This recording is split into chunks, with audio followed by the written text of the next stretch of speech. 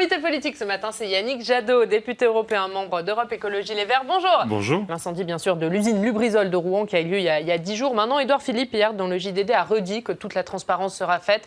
Il a annoncé la création d'un comité de la transparence. Est-ce que vous y croyez ? Enfin, vous dites ?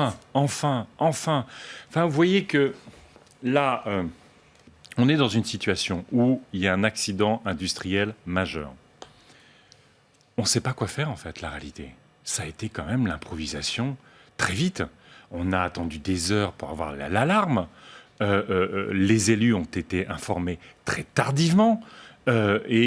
Finalement, personne ne s'est à un moment posé la question de savoir si la vie pouvait continuer normalement.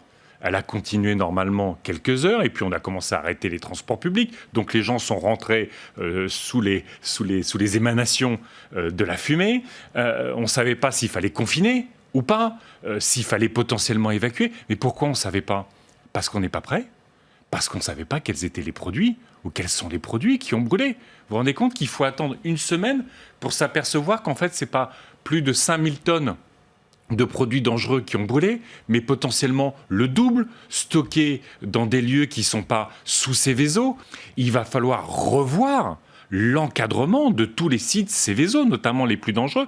Il y en a 700 en France, et quand les pompiers interviennent, avec courage, toujours avec un engagement incroyable, ils ne savent même pas quel type de protection prendre pour un site qui est censé être totalement connu du point de vue de ses risques. Cette improvisation-là, elle est insupportable.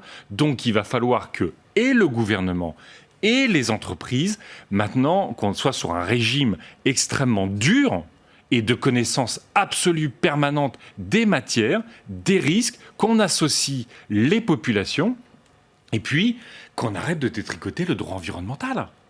Parce que là, ce qui s'est passé, c'est quand même que le préfet a donné des autorisations suivant la loi de 2018 qui fait en sorte qu'on peut accroître, par exemple, les matières stockées sur un site extrêmement dangereux sans qu'il y ait d'évaluation environnementale.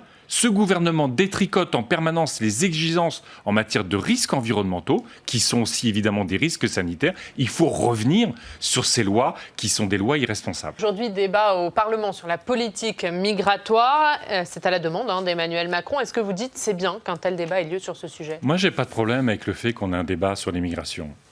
À partir du moment où on reconnaît collectivement que ça n'est pas la priorité des Français.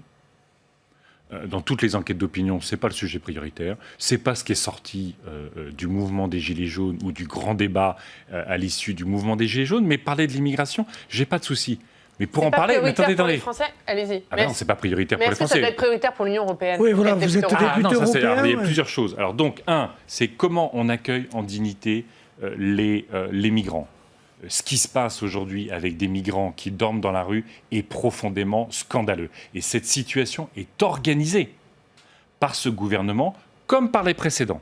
C'est cette idée que vous maltraitez les migrants, il en viendra moins. C'est une aberration, ça n'a jamais été... Vous ne trouvez pas une étude qui dise que c'est efficace au-delà d'être inhumain.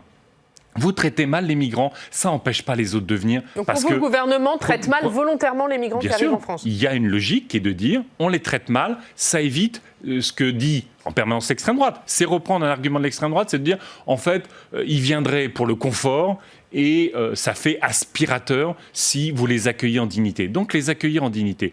Deuxièmement, il faut une politique migratoire européenne. C'est une évidence. Aujourd'hui, s'il y a un problème et parfois un contournement de l'asile, c'est parce que c'est la seule politique européenne, c'est l'asile. Ça n'est pas la migration, c'est l'asile. Donc il faut une politique européenne. Mais je dois dire que la façon dont Emmanuel Macron ou les membres du gouvernement ont lancé ce débat avec la porte-parole du gouvernement qui dit « nous devons réarmer ». Vous vous rendez compte ? Le terme « guerrier » face aux migrations qui vont organiser le grand remplacement.